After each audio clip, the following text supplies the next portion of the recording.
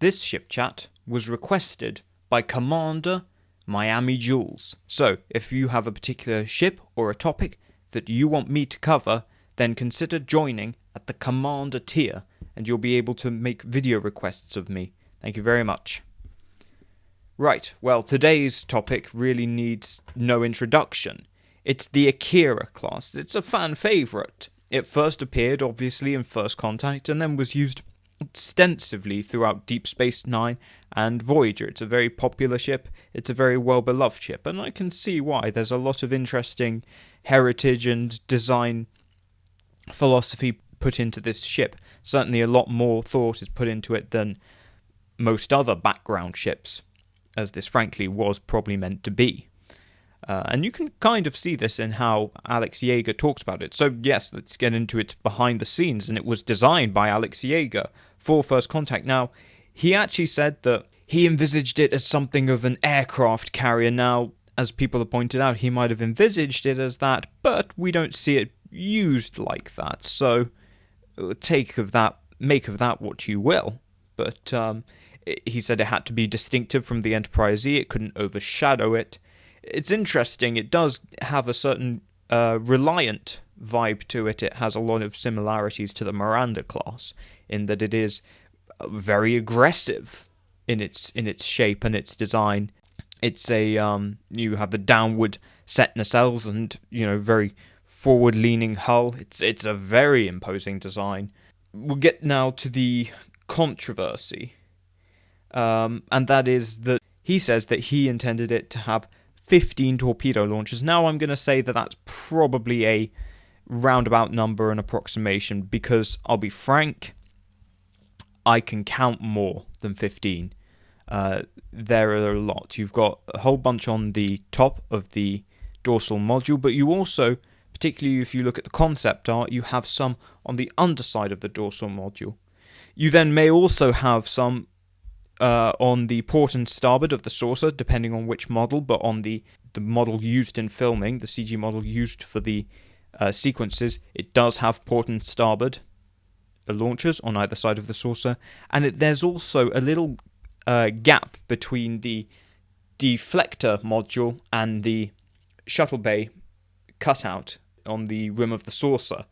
There's a little gap, and it looks like there might be torpedo launchers there. Certainly, I can't see any other reason why that gap should be there, other than to house something. It looks strange otherwise.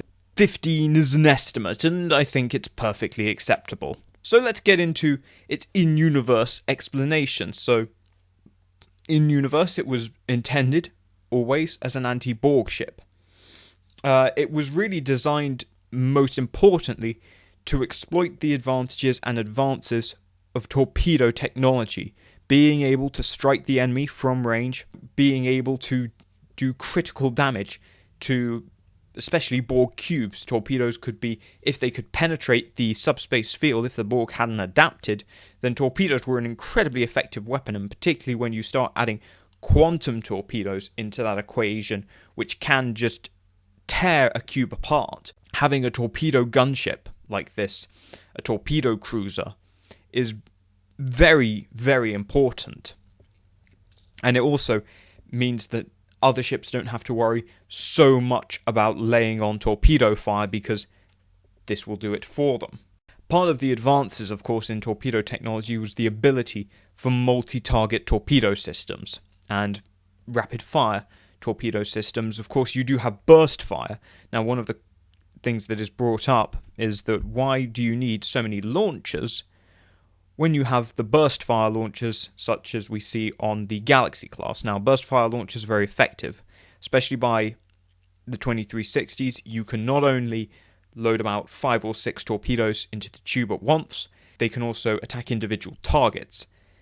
However, you have to load up about 6 torpedoes, and the loader is still only loading 1 torpedo at a time. So for your burst, you're actually looking at 6 seconds probably, if not more. And in modern combat, that's quite a long time. So having something like the Akira with multiple launchers, which enables it to put out a consistent high rate of torpedo fire. It is quite impressive. It can keep up a very consistent rate of torpedo fire for a very long time. Now, being a torpedo cruiser, it does actually have some drawbacks. A lot of people have said that the Akira is very, very powerful and dangerous on every account. Now, if you look at it, this is not actually the case. If you look, you see there are only 3 phaser strips, and they're all in the forward and port and starboard arc. It has no rear phasers, so it's actually quite vulnerable and is reasonably reliant on smaller escorts to protect its flank. Obviously it has the torpedoes, but at very close range that's not so effective, so having escorts is really quite crucial for the Akira actually, or keeping the enemy at range so that they can't get around your flank easily.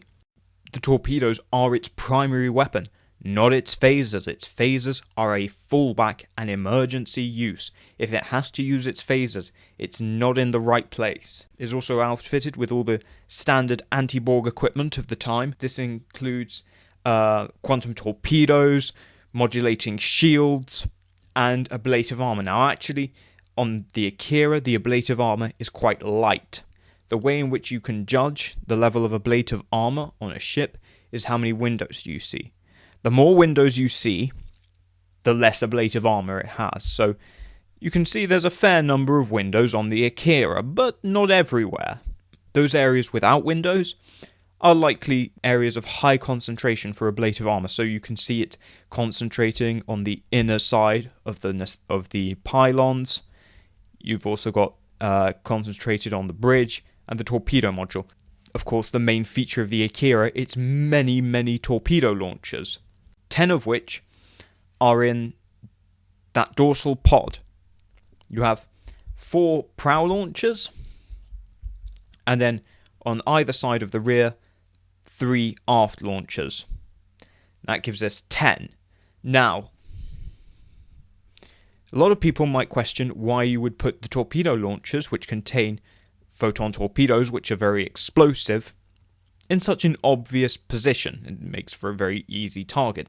It actually has a good reason for doing so, much like the Miranda class of the 23rd century. You see, if you look at something like the Constitution, particularly the refit model, it puts its torpedo launcher right up against the warp core. And as you can probably guess, this wasn't the greatest idea when it came to safety.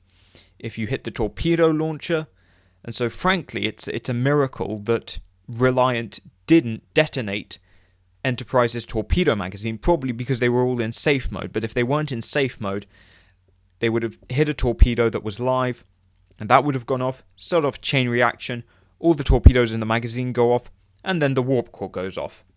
Bye-bye the Enterprise. Now, this wouldn't have been a problem for Reliant, since, of course, its torpedo module is separate from the rest of the ship, which means that even if you hit it, and even if you cause a chain detonation, you might damage the ship, but the ship is still perfectly operable, and there won't be a catastrophic chain reaction that will bring down the entire ship.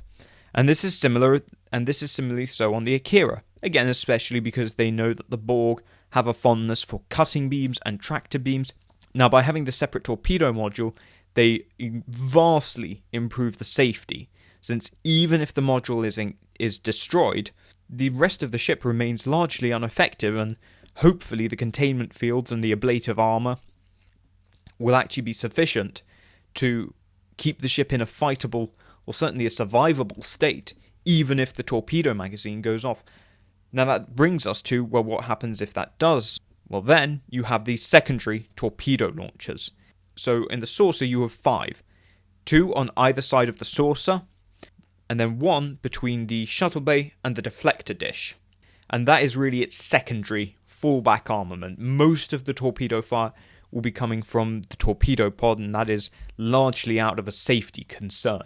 So those other torpedo launchers in the saucer section are a fallback. They are the reserve torpedo launchers.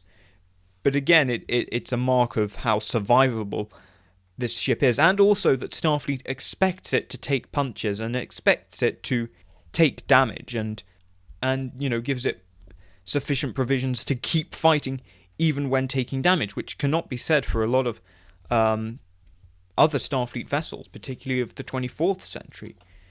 Now, this allows the Akira to serve as the base of fire of an entire battle group. You don't need to worry about using your own torpedoes when you have an Akira that can do it from a much safer position.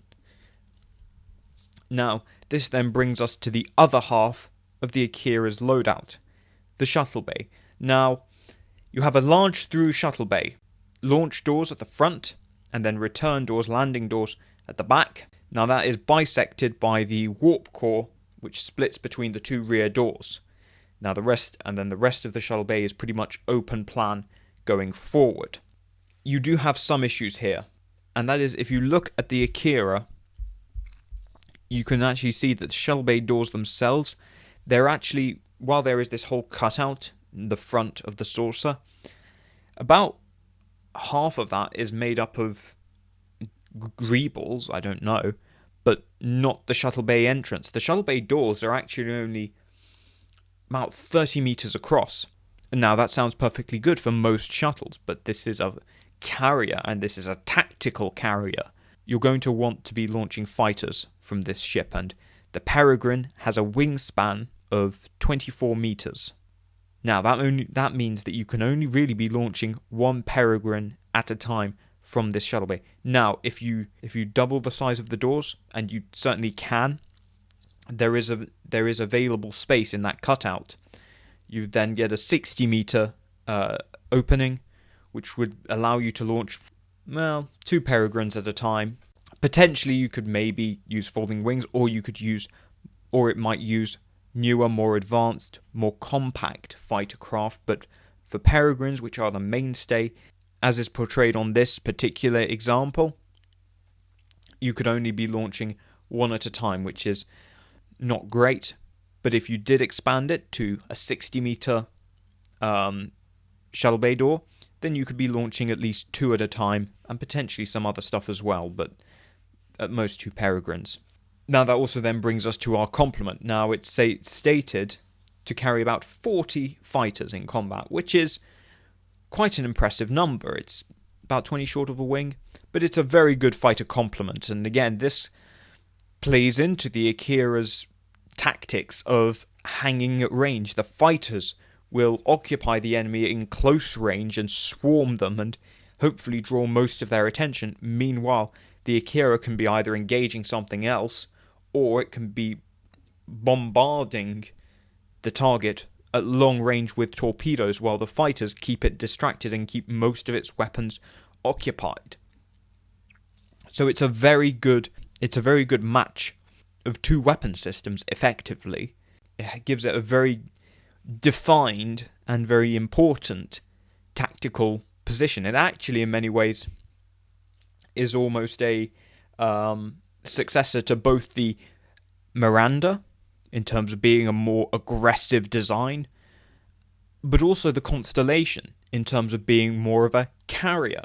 Now, of course, being able to carry fighters and large numbers of auxiliary craft, remember about 40, gives it a lot of tactical use, but there is also, in peacetime, ample use for such things. It can almost serve as a mobile runabout carrier. You imagine you could load quite a few runabouts onto this and fly out into unexplored space and then release your runabouts and have them do all the charting while the Akira really just can cruise along slowly, being a carrier, being a support.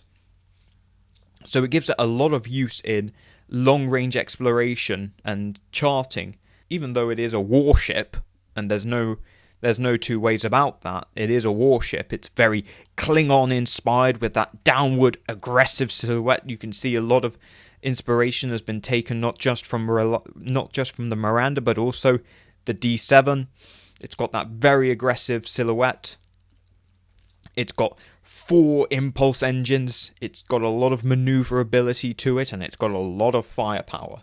So you cannot get around the fact that this is a warship.